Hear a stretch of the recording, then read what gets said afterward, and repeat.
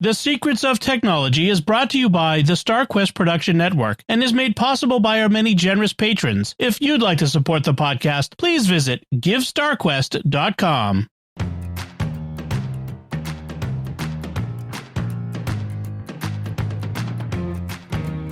Hi, I'm Dom Bettinelli, and you're listening to The Secrets of Technology, where we discuss the technology news that's important to you from a uniquely Catholic point of view.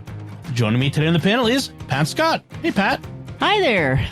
So we're going to get right into today's topic. We have a lot to talk about. Pat, this idea came from you. This is and it's a good one. We're going to do kind of a casual user's guide to AI and LLMs and chatbots. There's lots of talk about AI replacing programmers and being used for all these productivity things and big companies using AI for all these things. But what can AI do for the rest of us, just for regular folk, at home? Some people are a little scared of it. Some people are like, oh, I don't need it to make, silly pictures or dumb videos, fake videos. But there's a lot more you can do with AI than that can really help you in your everyday life. So as we get started, Pat, you use, I'm assuming you use these AI chatbots in your everyday life, right?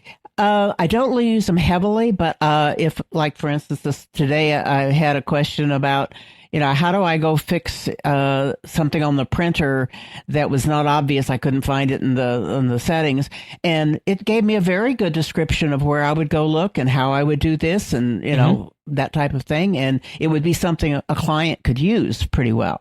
Okay.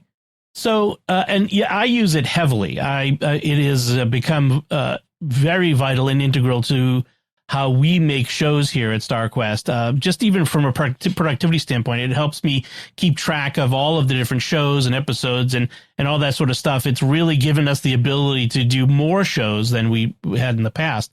But that's at a kind of high level. I want to kind of talk about this from a basic level, even from using the free levels of all of the different chatbots. And there's a whole bunch to choose from. We'll go through the different ones in a bit. But the fact is for what we're going to talk about, you can use any of them. They all do just fine with the sort of thing we're going to talk about here. In fact, one of the things I do is I usually, when I'm talking to a client that's interested, I'll give them links to both ChatGPT or Claude and Perplexity and say, hey, ask the same thing to different ones and compare the results. Right. And we've talked about that recently. In fact, when we talked about some of on a previous show about AI is, when it's something important, especially ask multiple AIs and maybe even rephrase the question several different ways to get as wide of a net, a second opinion, if you will. In fact, that was what our episode was about, like the second opinion AI workflow. But in this case, let's talk about the core principle. And I've said this, I think, before on the show. The way you should think about AI is it's like a very intelligent, very inexperienced college intern.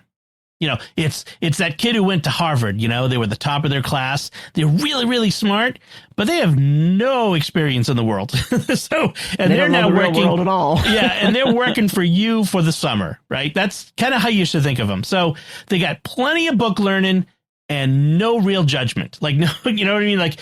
You don't put them in charge of the company social media account right off the bat. That's a bad idea. We've all learned how that's a bad idea. So they're really intelligent, but they really can't be trusted with important things on their own. They really need to check in with you. And I think if you keep thinking of it that way, you'll be a lot better off when you're using these tools. And that goes for everybody, even, the sophisticated users, casual users, for everyone. And so the basic way I would suggest starting off whenever you're chatting with one of these chatbots is start simple. You could say something like, explain this, whatever this is, to me like I'm 12. And that's actually a really great prompt. We call them prompts when that's what we're prompting it to give us a response. So you start your prompt with something like, explain it to me like I'm a fifth grader. Explain to me like I'm in high school, or however you want to phrase it. But it does a good job of rephrasing things for a particular person. And that's, you want to be as evocative as possible with the context you give it. I think that's one of the key things you need to do. Tell it things like, imagine that you are in a French cafe. I don't know, something like, imagine that you are my travel agent. But if you can paint a picture or be evocative of kind of visual idea of it, I think you're going to get better responses. Is that your experience, Pat? I haven't been really good about that. I've just been asking plain text questions more, but I do use the in a 5th grade language or 11th grade language or not 11th, that's a little high, but a 9th grade language. And, but I haven't gone into near as much detail, and I should. Right. But I'm getting the answers that I need from what I'm doing. But it's like a much more intelligent Google search. Yes. It doesn't care about the spelling or the exact way I phrase it like the older searches did. Right. And in fact, it kind of benefits you to be like the stereotypical older user who like goes to the Google prompt and types in a question. Instead of like just when you go to Google, just type in, I need, recipe lasagna, they're like, can you give me a recipe for lasagna? Like that actually works better in the chatbots than just typing lasagna recipe. Giving it more context is more helpful, ironically. And one of the great things I've done before is I've had like a law, like I was reading the newspaper and there's an article about a new law or something. And I'm like, I don't understand what this is about. Or like a news article about economics or something, something esoteric. Explain it to me like I'm a 14-year-old, I'm a high school freshman. And then it will explain it. I'm like, now explain to me like I'm 5. and it will do it. It will break it down and explain the third Article 3 of the Constitution to me like I'm a 5-year-old. And it will do that sort of thing. So it's really it will shape itself in its responses to the prompt that you give it. Another great thing to do is always say, give me 3 options. Give me multiple options. Don't look for just one answer. Make it, give you a bunch and then tell it which one do you think is best. Now, that doesn't mean that's always going to be the right one, but you want it to give you more, and it's only going to give you really what you ask it. So ask for more. And I think that's another great way to get started. The next principle is to don't expect it to be perfect. Keep asking, follow up, refine the output. What do you mean by this? I don't understand this. None of those work for me. That's not really what I wanted. Do this instead. And don't worry, you're not going to hurt its feelings. As much as one of the things that kind of annoys me a little bit about these is they try to input personality into the chatbots. Have you noticed that? Oh, I'm sorry. Oh, this is, oh, I'm so happy that you liked it. There. Yeah. I'm so happy you liked my answer. Like, you're not happy. You're a machine. Like, I prefer not to have that nonsense, but some people like it. But you're not going to hurt its feelings if you tell it to do it again, to give me more or whatever. It's not going to get annoyed with you. So keep asking for more.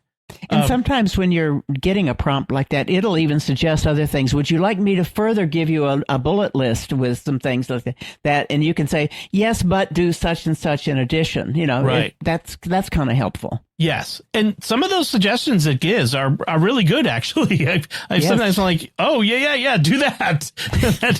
I want that. And they will sometimes, although less so on the free plans, but once you get onto a paid plan, they'll learn more about you and structure the way they respond to you based on your previous interactions. So that's a next level thing. But on the basic level, it still can, in the single conversation, will learn from you in that conversation. Well, and I'm using Perplexity, and I've got a login, but it's free. Yep. And it's remembering everything I do. And so, it'll say, well, now if you're dealing with your senior clients, and that wasn't part of the conversation that I just now had, Right. it's remembering all of that and incorporating that into the knowledge base. Right. Because you're logged in on a free tier. Okay. Right. Excellent. So now you can turn that off or not as you wish. You can, if you want to have and some of them have incognito modes where you can ask questions and it won't say pollute what it knows about you. Like, I have this very specific thing, but I don't want you to remember I asked you about this so that it becomes part of what you know about me. Pretend I'm a drug dealer, and no, don't keep that. say I was writing a story. That would be the thing. Yeah. So another tip is to use structured prompts, which is give me bullet points, or phrase this like it's a presentation. Create it like a presentation. Summarize this. I love to do that. Summarize this, and then give it 5 sentences, 10 sentences, 300 words. Give it a number. And sometimes I'll say, summarize this in 10 sentences and 5 sentences. It'll be interesting to see the difference sometimes when you do that. And then one of the things I always do, especially if I have a complex question I'm asking or a task that I'm giving it, I end with, do you have any questions for me? And then it can say, okay, this is unclear. Here are some options that are possible within this. And so you can have a follow-up to it so that you're structuring the response before it's had a chance to do the response. So you're getting more of what you want right off the bat. So some structure in your prompts is really good. The next big thing is always cross-check it. You can't just trust them straight out of the bucket. They're better about the hallucination stuff than they were. They don't hallucinate quite as much, like go off on a weird tangent or just make stuff up wholesale, but they still do sometimes. So you've got to be wary and double check. The more important the thing is that you're doing, the more you need to double check. If you're trying to fix something and you're looking for instructions, it'll probably be pretty good, but you still want it to give you links to where it's getting its information from. Check those links. Yeah, So, as I'm doing it, I click on the links to see, okay, is it really taking me to an article about that? Yes. And is it from the manufacturer or from a trusted source? right. And sometimes I click on the link and it's a bad link. It doesn't go anywhere. I'm like, oh, you've hallucinated that one. So, keep looking, or I'll say, hey, that's a bad link. There's nothing there. And we'll come back and say, oh, you're right. Here's the, like, oh, okay, I'm right. You should have checked that the first time, but that's okay. We'll move on. But especially for things having to do with health, finance, any theological or spiritual questions, you can ask ChatGPT faith-related stuff, but you gotta be careful. It's not gonna necessarily be perfect.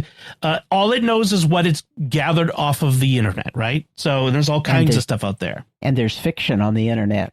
Right. It's funny. Last year, for the longest time, you could not get it to do anything with Pope Leo because it just didn't know that Pope Francis had died and Pope Leo had been elected. For the longest time, it took forever. I'm like, okay, just pretend that there's a new Pope Leo. Now write a thing. I'd sometimes want it to. I sometimes use it to summarize the transcripts of our shows so that I can write social media posts based on that and that sort of thing. And it would give me back talk on Pope Leo. Like, just pretend that there's a Pope Leo. Okay. But yeah, use them for high level tasks like summaries. Summarize an article. That's a great thing, especially if it's a longer article, or even if you're trying to, like, is this book good for this?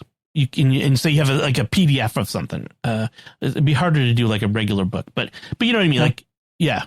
Well, I had an example where I was listening to an audio book and I fell asleep and I forgot, I didn't know where I was. So I went to the AI and say, can you summarize this book by chapter, without giving away major plot points, but, so I could find my way back to where I was. Yeah, and you could just tell recently. it. Yeah, you could just tell it. Hey, I fell asleep while listening. The last thing I remember is this. About where do you think? And can you help me figure out where I was? That's a great way to phrase it. Yeah, we're so used to having to do the work for the computer, like the thinking work. But now we can have the computer do the thinking in that sense. You could just this is what I need done. Again, it's a really intelligent, very inexperienced intern. Hey, intern, I fell asleep. Help me figure out where I was in this document when I fell asleep. That's the sort of thing you can do. So that's a great example. But great things you can do with it. Summaries. It can help you brainstorm. It's good at rewriting and editing, although you got to be careful. Don't let it take away your voice. You have a unique voice in your writing, but don't use it for a sympathy letter. right. It's got to be you, not an AI. Right. Don't write a letter to your mom with an AI, writing it all. There are certain things you shouldn't have it write for you, but certainly editing, copy editing, looking at it. Hey, are there any grammatical errors? Did I make any typos? Or if you've got something from work that you're writing, and hey, how can I tighten this up, make it more professional? That sort of thing. And then have it explaining stuff to you, explaining concepts, ideas. I do that all the time. Sometimes I ask you, what are the laws in Massachusetts, where I live, regarding this traffic situation? And then, and then I'll have a conversation with it back and forth. Okay, well, what about this? And then if this happens, so I use it for that sort of kind of diving into a concept or idea or something like that. So, but just as so those are a lot of do's, like the things you can do. Some don'ts I want to throw out there. Don't treat answers as if they're verified facts. We've kind of mentioned that already. They are just they need to be checked. Again, very intelligent, not very experienced. So we need to make sure that they're doing the job right. Don't assume that the chatbot knows your context, knows what you're talking about, knows what's going on, why you're asking. Why you're asking it the thing can be just as important as what you're asking. So give it as much context as you can in the prompt.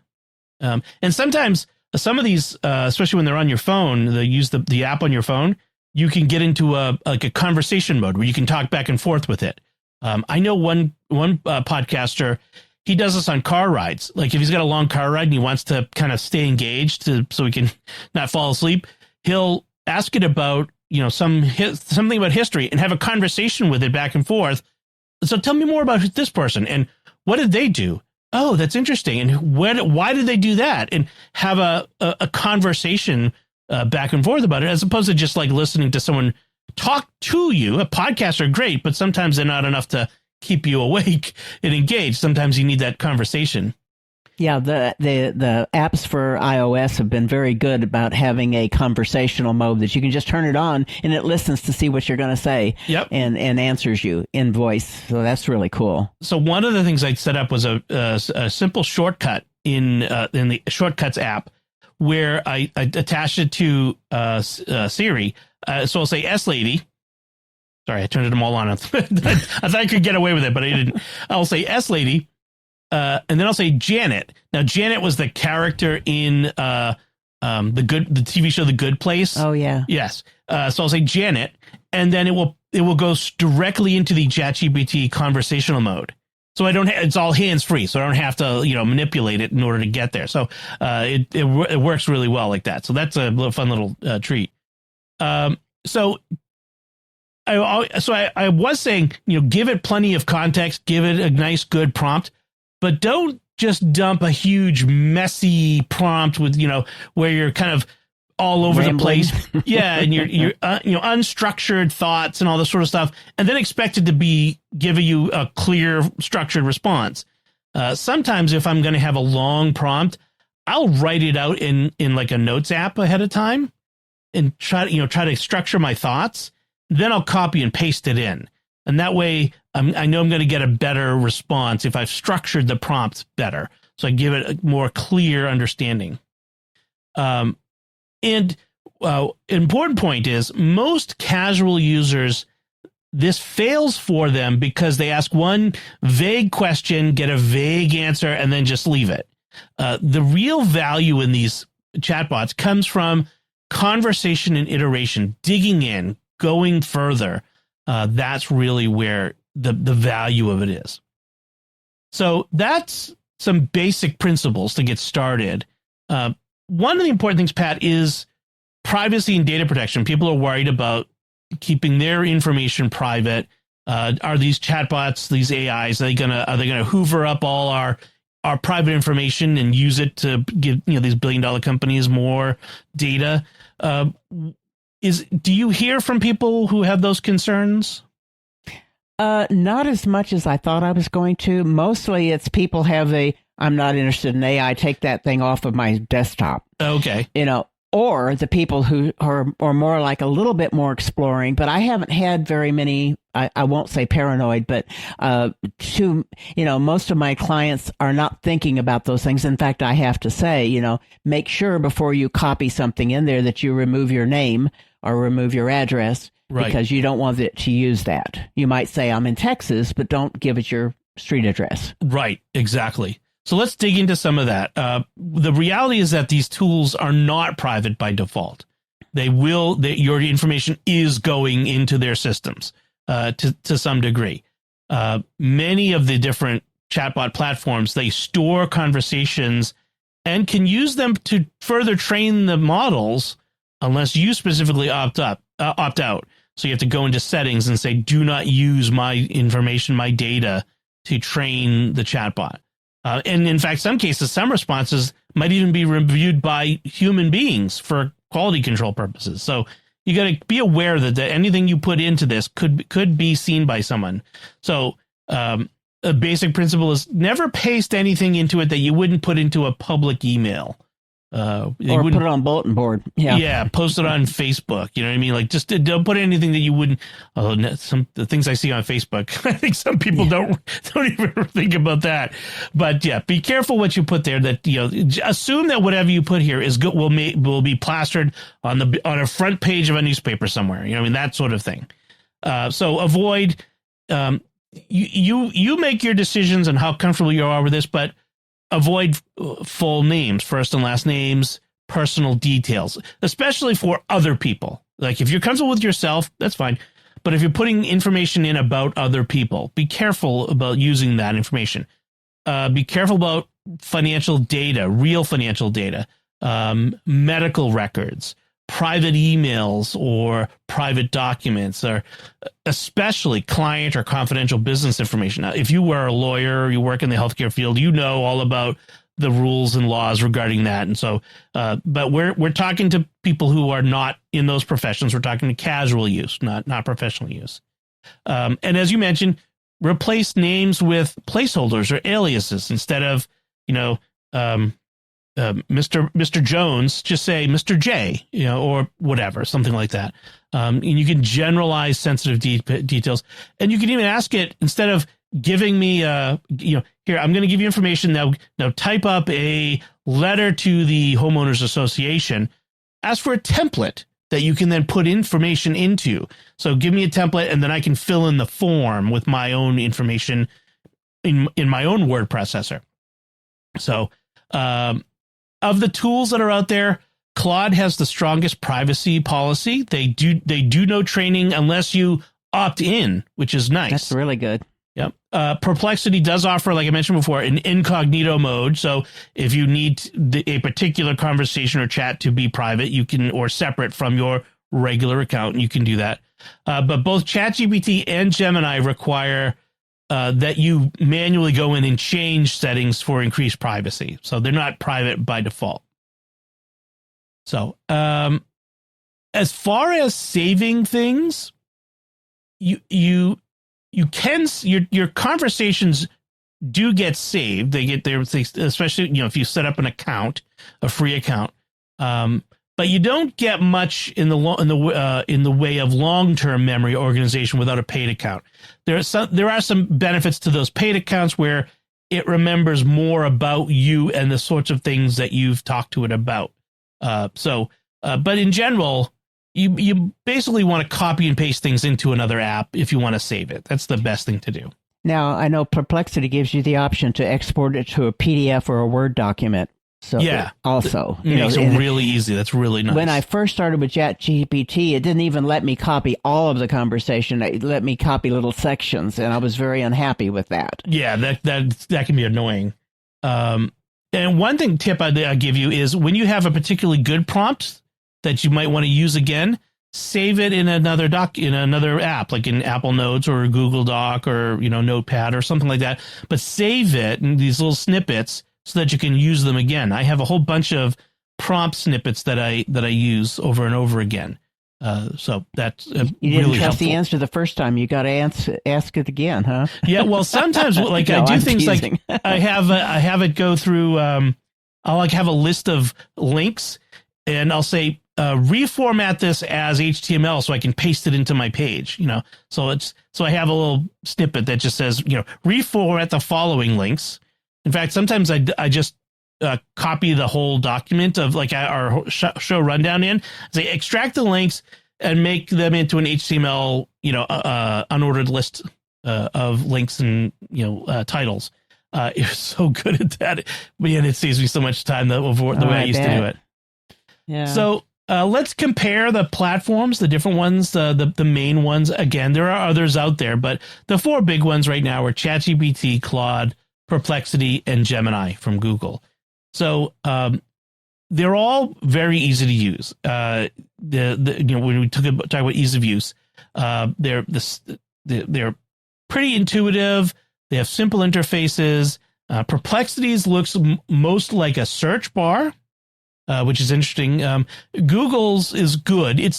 I don't know if I don't find it as intuitive, easy to use as I find the other ones. I mean, it's kind of always there when you're searching in the Google search bar. But there's also another mode where you can go into AI mode. Right. And that it's a little confusing when I would use one or the other. But it's okay. It works fine. So ChatGPT is great for general use, creativity, for learning things. Claude is great for writing, for long documents, more thoughtful analysis. That doesn't mean you can't use either one for the other. I'm just saying this is their strengths. Perplexity is great for research, fact checking. I love to use it when I'm looking for products that I want to buy and I want to do some comparison shopping. Yeah. Perplexity is really good for that. The interesting thing about problem solving too, I've got these things now. What can I do with these or whatever? And the interesting thing about Perplexity is it uses the other models. It's like it sits on top of, and so it chooses which model, ChatGPT or Gemini or Claude, which to use based on what it thinks would serve you best, which is an interesting idea. And then Gemini is best for people who are already in the Google ecosystem. If you're all Google, you may as well use Gemini. Now, I will bring up one more. A lot of my clients are Microsoft, and it bundles in its own AI there. Copilot, yep. Copilot. And especially if you're dealing with Word and Excel documents, that's kind of where it is it was originally done just for that. And now it's, a generalized AI. But I know one of my sons uses it quite a bit and says it's very helpful for him. And because they have to make sure which ones they're using in their environment, because right. the bosses want to make sure that they're proficient in the tools that they are using. So right. So in a professional environment, you're going to be a little more restricted. Sometimes you have to use what the company uses, which is probably, and when you're in a casual user, you're going to get a lot more options. And Copilot is another option. It's not it's not a bad one. Yeah, it's out there on every Windows 11 machine, whether you want it or not. Right. ChatGPT is pretty reliable, but it does still hallucinate. Claude is, I think, more reliable in the hallucination means of things. It's a more cautious. It will. ChatGPT, I think, takes more risks in its going for answers, whereas Claude is more cautious about the answers it gives. It's more experienced. Yes. Perplexity is really reliable for, getting the facts of things because it's really good at searching the web and getting sources. Gemini is their track record is mixed, but getting there. And that's the other thing to know is they're all leapfrogging each other. They're all improving all the time. So that's good. There's more. I don't want to go through it line by line, but really the bottom line is they're all good, and they're all good for casual use. You can use any of them, and as you get more proficient, you'll want to figure out which ones are better at different tasks. But for basic stuff, it's straight up pick one and start using it. Yeah, and as I say, having a couple of them right there on your bookmarks or whatever, because some of them will restrict you to so many per day. And if you're trying to learn about them, you want multiples that you don't run out and it won't answer you anymore. Right. There are, yes, that's the big thing is there are limitations. You get so many, they call them tokens, but so many bits of conversation a day. And at the free tier, you're getting the least amount. And you will, once you start going, you're going to run out and just switch to a different chat bot and start a new conversation. You can't take the old conversation with you, unfortunately. Nope. You have to wait till tomorrow to continue that. But you can start a new conversation. So let's talk about some use cases. I want to start with some fun ones. These are things I've done before.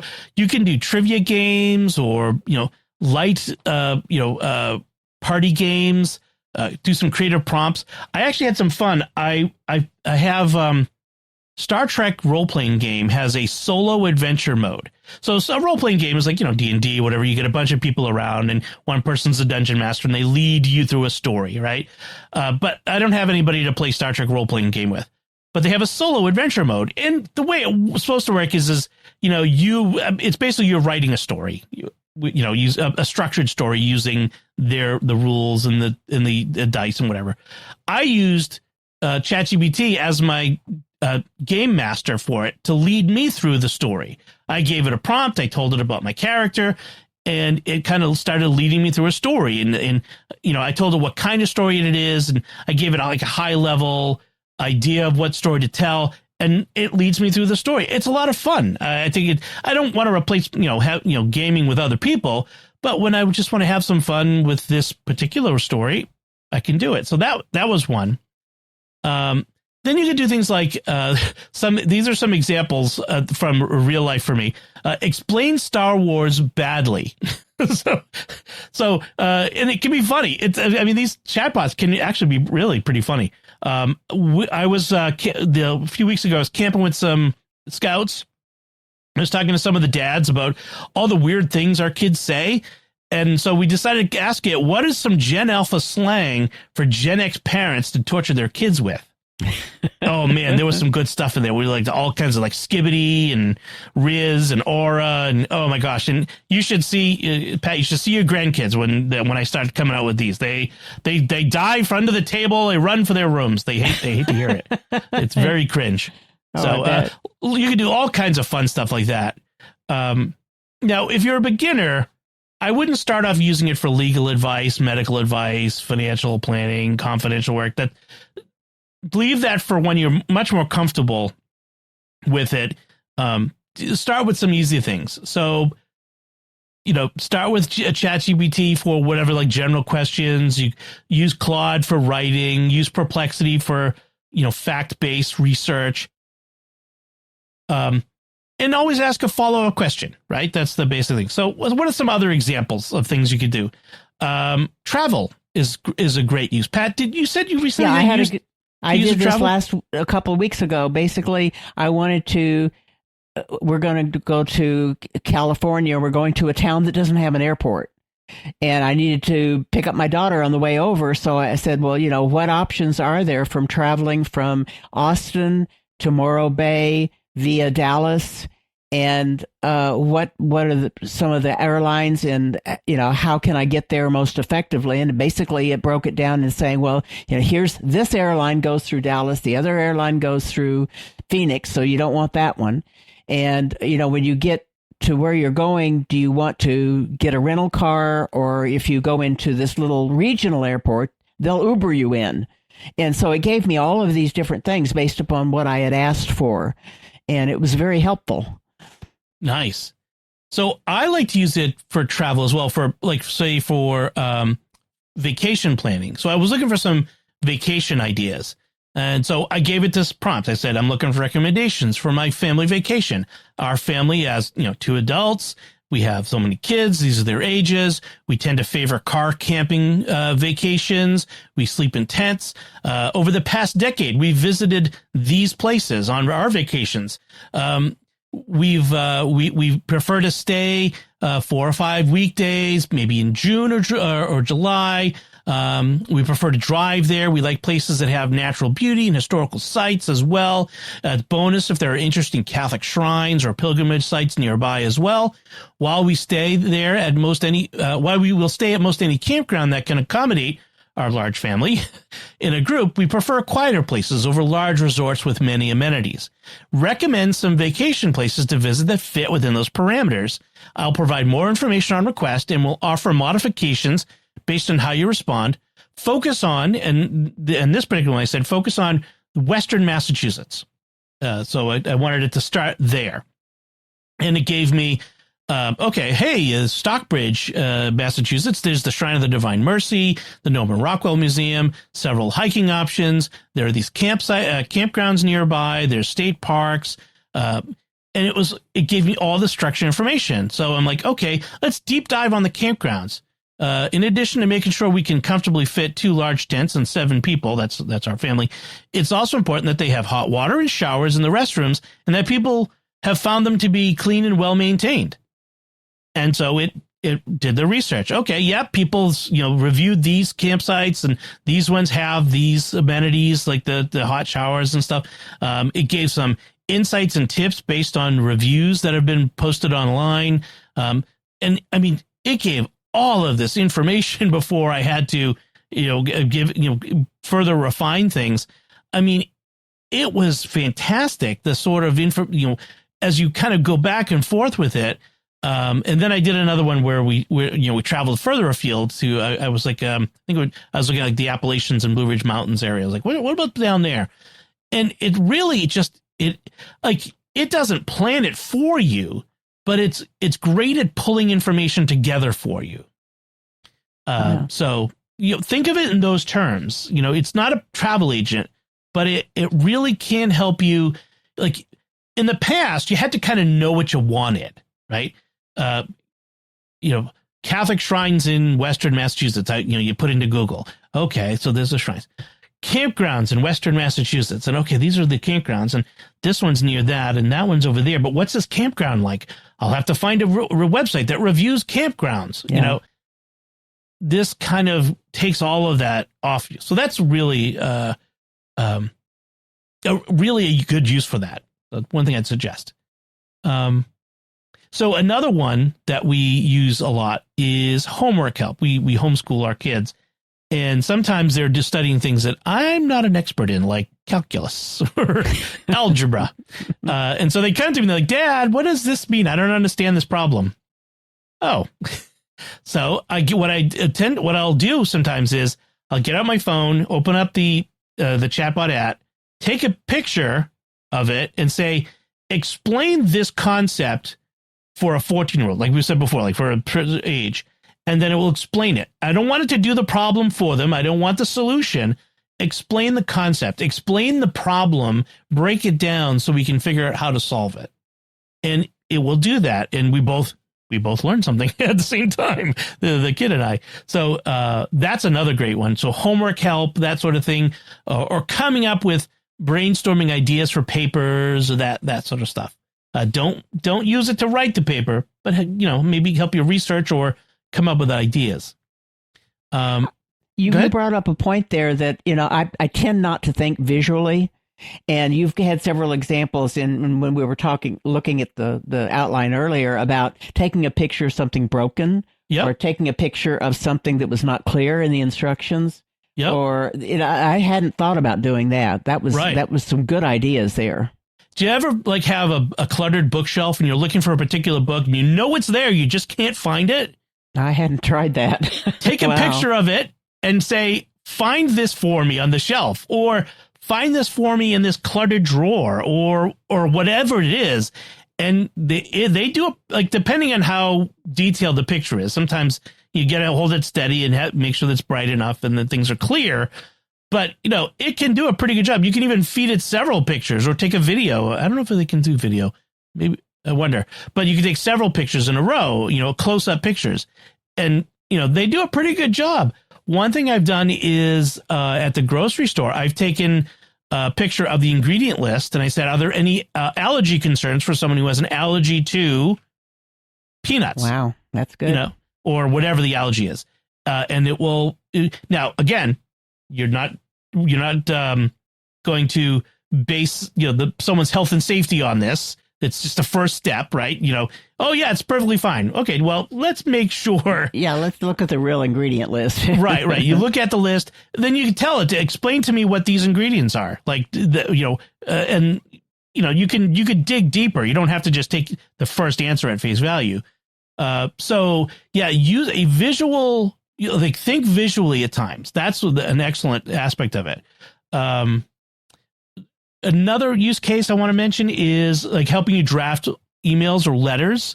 If you need to send an email to town hall, or need to write a letter to a company, or just have it drafted for you in a professional way, because the better. I find that a lot of people, when they are trying to explain something or write something, they don't know how to get to the nub of the matter. They tend to, put in too many details, or the wrong details, or not enough details. Whereas if you get this assistant to help you, they'll help you get just the right amount and not too much, and craft the right letter to the right person. So that can be very helpful.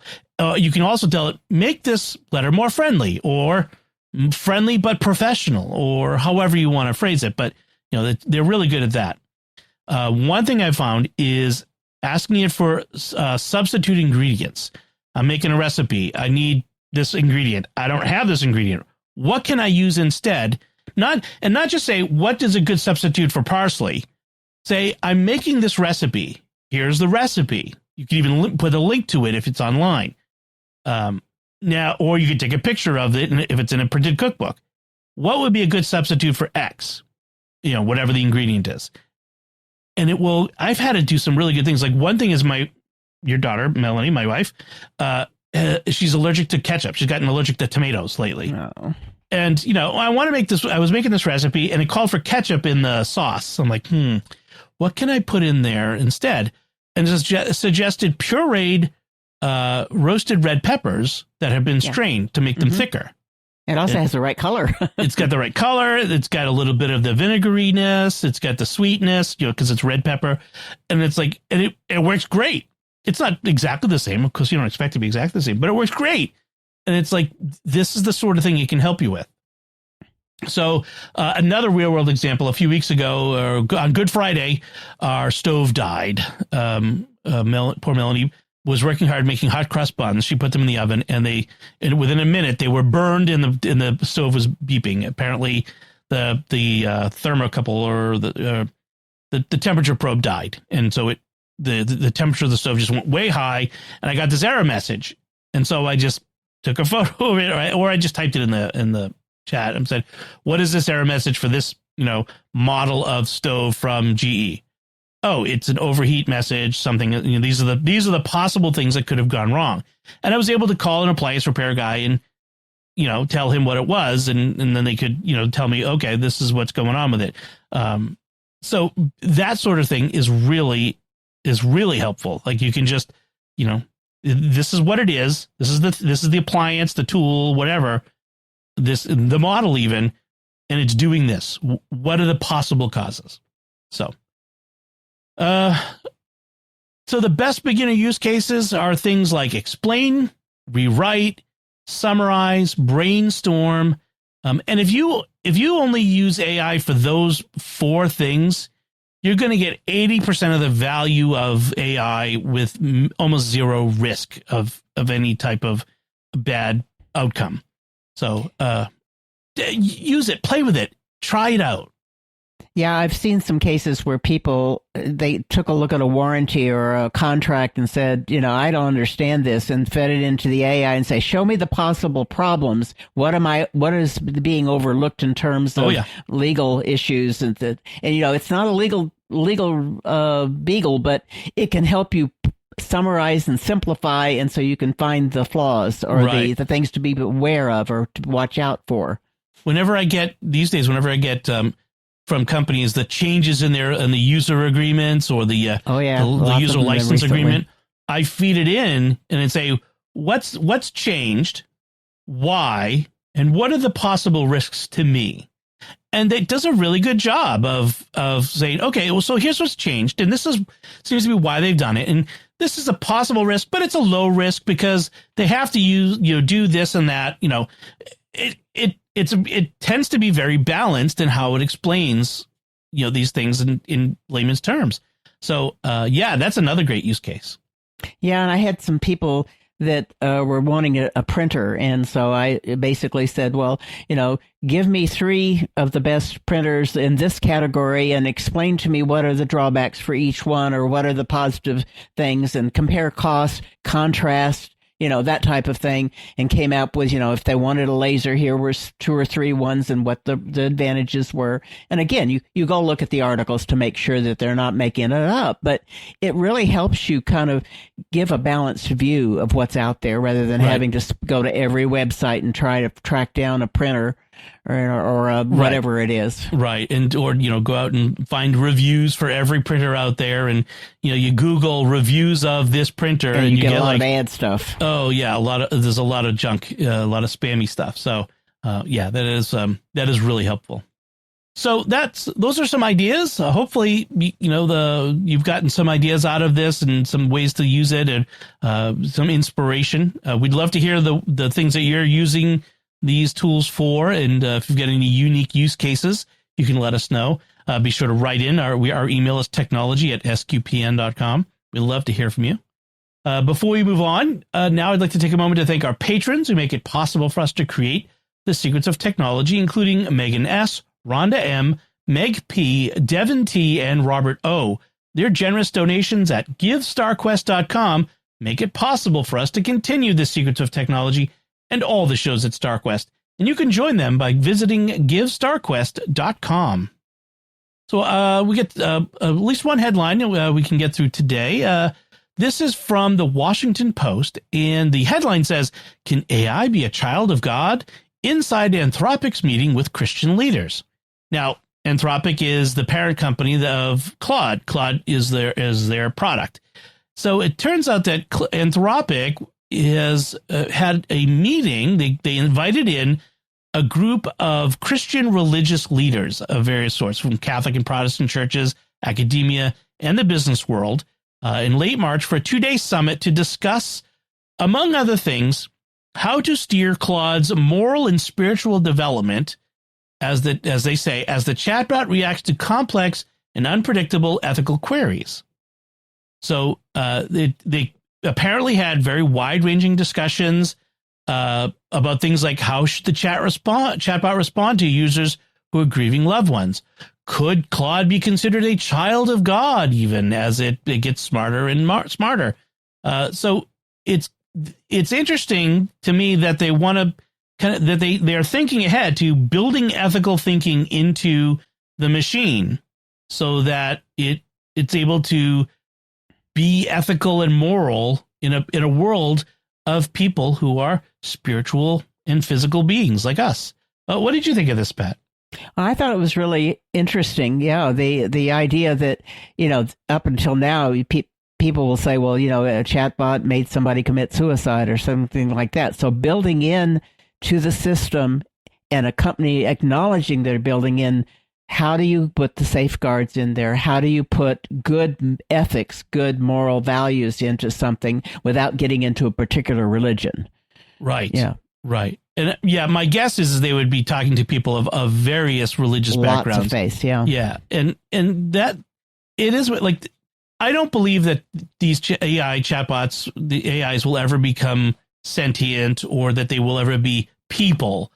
but they do simulate personhood. They do simulate people. They do act like it. And so they should encompass all the various aspects of humanity. They should be able to deal with people in all of our complexity, including our religious and spiritual elements. And I think it's good that these companies are thinking about this stuff early on. They should be thinking about making sure that their chatbots, their AIs, they have moral and ethical elements baked in at the beginning.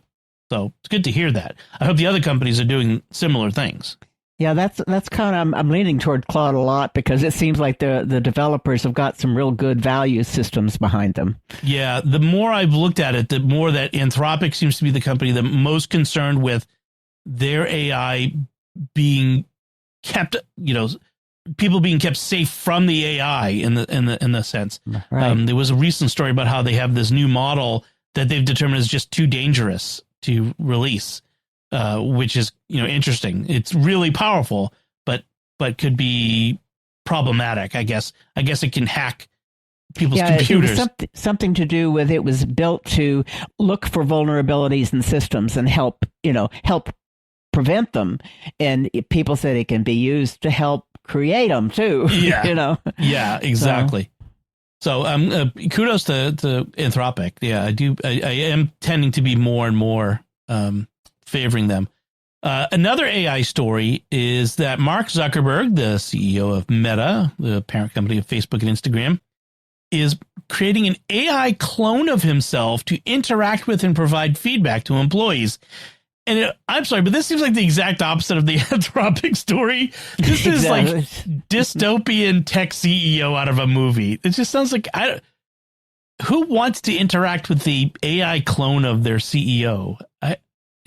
Does this make any sense, Pat, when you read this? No. I just thought, what hubris, what arrogance to say, I want the AI to be me.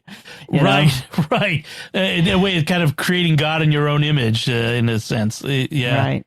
It's kind of weird, like that you would want an AI avatar of yourself. And especially to talk to the people in his company. That was what was really weird to me. It was to talk to developers and to talk to teams. And I'm thinking, why would I want to work for somebody who only puts a computer up instead of himself? Right. It's so dehumanizing and depersonalizing, isn't it? It's kind of interesting. I get it. Like, as a CEO of a big company, you're probably pulled in a lot of directions. Yeah. You want to have your finger in so many pies, and there's only so many, requests that you can respond to. And hey, now I can do this. I can have the AI respond for me. But it's not you, and there's a fine line between having a secretary, AI agent, and having a clone of your AI clone. I was going to say, this sounds like more, I really want a clone of myself so I don't have to go bother doing these other things. Yeah. That seems problematic. It seems like a bad idea. An AI from Facebook just seems like a bad idea. I never have used Facebook's AI. They keep jumping in whether you want it to or not, and I go delete it as soon as I see it. When it pops up in my messenger feed. Yeah. Nope, I didn't really want to keep that. Exactly. I didn't even want to see it the first time. So the last headline is fun. There's a website called Nerds XYZ. They have a headline that says weather bug data says October 8th is the real perfect date, not April 25th. So what does this mean? So there's a movie from a few years ago called Miss Congeniality, starring Sandra Bullock. Sandra Bullock. Yes, sorry. Yeah, Bree went blank for a second. And William Shatner's in it too, Captain Kirk. But she's an undercover FBI agent who goes undercover at a beauty pageant. And there's a scene where one of the pageant contestants, she's not real bright, and she's asked the question. They ask these silly questions of the contestants. What is your perfect date? And they mean like the perfect romantic encounter, right? Person. Yeah. And she says, I think April 25th, because it's not too hot, not too cold. You just need a light jacket. And that's become sort of an internet meme. Well, the meteorologists at WeatherBug, which is a weather service, they decided what is the real perfect date? What date has the best weather in the United States? And so they say it's October 8th on average. They analyzed nationwide weather patterns from 2018 through today, and they said that date consistently offers one of the best combinations of comfortable temperatures and minimal rainfall across the country. Wow. So I think that's awesome. I love it. Historically, it averages my brother, because his birthday is October the 7th. So he's not quite perfect. just almost perfect. October is a perfect month. I mean, it really is. Especially if you live here in New England. That's a lot of fun. I thought that was a fun little story. But that brings us to our picks of the week. And Pat, why don't you go first with your pick this week? Well, I am in the throes of a lot of my clients having iPhone 7s, iPhone 8s, things like that are just getting out of date. And they don't like moving to something brand new, spanking, and complex. So for a lot of them, what I've been finding is that the new iPhone 17e is a really good phone for people who just don't want to have it too finicky. You know, they want something solid that's a good price. It's a budget price. It's not the $900 of some of the other models, and it's got a good amount of memory. It's got a fast processor.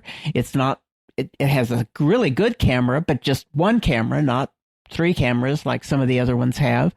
And so that's what I'm seeing a lot of my clients leaning toward. It's just a little bigger than the smaller phones that they used to have, but it's not the giant size. Right. And so I've set up several of them this month. So that's my pick. It is a great little phone. That's the phone I got for my son. He needed a phone. He had an iPhone like 7 or 8. It couldn't get the real problem with those old phones is they can't get software updates, and they can't run the latest things. And so that had become an issue for him. And in fact, I think what it was our phone carrier said, after a certain date, you're not going to have these particular features available on this older phone. So you need to upgrade. So that was really the impetus to upgrade that.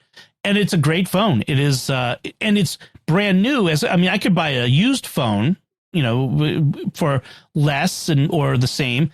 But this phone is brand new, which means it will last a good long time. As long as we put a good case on it and keep it safe. But, it'll last, maybe as long as that iPhone 7 or 8 did, for 6, 7 and it has facial years. Recognition as opposed to the thumb fingerprints, because a lot of my clients, the fingerprints get very, very frail and worn away by the time that they need to get a new phone. Yep. So facial recognition is pretty good. Yep. And so that's the other thing for it, too. And the storage starts at 256 gigabytes, which is great. That's plenty.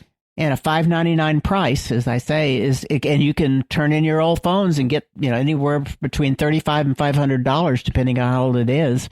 Right. And you can take it to the Apple Store, and they'll transfer all the data for you if you want to, or they'll help you. You sit there with them, and they'll do it. They'll walk you through it. Yeah. Right, and then they'll leave and come back and say, "Okay, and how far is it?" Right. How far have you gotten? Yeah, sometimes they call me instead so we can chat about other things while we're doing it. Yeah, that's great. That is a good pick. I like that pick.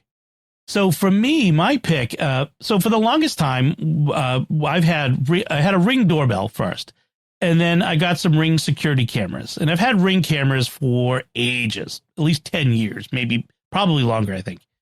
And they're okay. But the two downsides were, there were 3 downsides. One, they're battery powered. But once a month I had to get up on a ladder and change the batteries, which stinks. And it's especially bad in the winter when you get snowbanks and you have to deal with. The second problem was that they had a monthly plan. I had to pay Ring, i.e. Amazon, I think $100 a year to store the video. And the third problem was the camera quality. I mean, they're 10-plus-year-old cameras, so the video quality was terrible. And is that a person or a potato? Especially in the night vision. If someone is moving around my car in the driveway, but I can't see who they are. So what's the point of knowing this? It's Bigfoot. Yeah, exactly. If a Bigfoot walks through my yard, I want a nice clear picture. So I did some research. I was looking for something newer, something better. And we've talked about other security cams, and those are all good too. We talked to, I think Tom Grellinger talked about the Tapo ones. I was looking for something that was HomeKit compatible because I was thinking I'd like to have something that works with HomeKit where it stores the video data in my iCloud account that I already have. The Eufy security cameras, they're technically HomeKit compatible, but I found out that they in order to be compatible, they have to store at a lower resolution. So I didn't love that. So I could turn on the HomeKit compatibility at some point if I want to, but I don't have to. I can just use the app. So that's what I decided on. I got a couple of cameras from the Eufy Solo Cam S340. I got a package that came with something called the Home Base. And it's a base station that you can put a hard drive in to store even more video if you want. But it works with both cameras. And I got it because it was the same price to get two cameras plus the home base as it was to buy the two cameras separately. So I'm like, I might as well take the free home base with it that comes with it. There is no monthly fee. All the video is stored locally on the home base, so that's nice. They're pan and tilt, which is excellent. They even have a AI function built in where if someone enters the screen, the camera's field of view, it will follow them automatically around as they walk around your yard or your driveway or whatever, so you can see where they're going, which is really nice. It has, I think it's 3K in a daytime resolution, and the nighttime resolution is really good too. It doesn't have a spotlight, doesn't need a light, but it has excellent night vision. And they're solar powered, and they are really great. They sip power. One of the problems with solar panels, especially where I live, is in the winter they just don't get enough to keep things running, in the short days and in the cold weather. But these apparently are designed to be able to last through, the winter and really sip power as they work. The app is really nice. It was pretty easy to set up. And I'm liking it so far. We'll see how it goes. It even does things you can teach it to recognize individuals like in your family, so that it won't alert you when they're walking through, but can alert you for other people. So now, does this have a doorbell with it too, or are these just security cameras? These are just the security cameras. Okay. Eufy does sell a doorbell. I haven't got rid of the Ring doorbell yet. It's relatively new, and I hate to get rid of some of this. Yeah, I got you. And it works okay. But I'm still paying something every month for just the doorbell. So I'm thinking maybe I'd be better off, even though I have a sunk cost already, in the long run, I might be better off getting a different doorbell anyway that I don't have to pay for. And donate the old one, somewhere. Yeah, maybe somebody I could or sell it on Facebook Marketplace or something. Right. Somebody would want to get it. This is the Eufy Security Solo Cam S340. Cool. And I really, really like it. All right, and that's it for our picks, and that's it for our episode. We'd love to know what you thought of any part of our discussion, or if you have any feedback. You can do that by sending us an email to technology@sqpn.com, or visit the StarQuest Discord community at sqpn.com/discord. You'll find links from our discussion and our picks of the week on our show notes at starquest.fm/TEC340. And you can find previous episodes at sqpn.com/technology. Be sure to follow The Secrets of Tech in Apple Podcasts, Spotify, TuneIn, your favorite podcast app, or at our YouTube channel, youtube.com/StarQuestMedia, where you should like, subscribe, and hit the bell to get notifications of all the new episodes. And finally, if you could write a review in Apple Podcasts or wherever you can give ratings or reviews of shows, that really helps us a lot. And share the podcast with your friends to help us grow this community and reach more listeners. If you know somebody who's a casual user of AI or could benefit from the sort of thing we talked about today, send this along to them. Let them know about it. Or somebody who hasn't tried it and is scared of it and would like to know what they can do safely. Yeah. Exactly. Be a good friend and share the show. So until next time, Pat Scott, thank you for joining me and sharing the secrets of technology. It's been good. And once again, I'm Dom Bettinelli. Thank you for listening to the Secrets of Technology on StarQuest.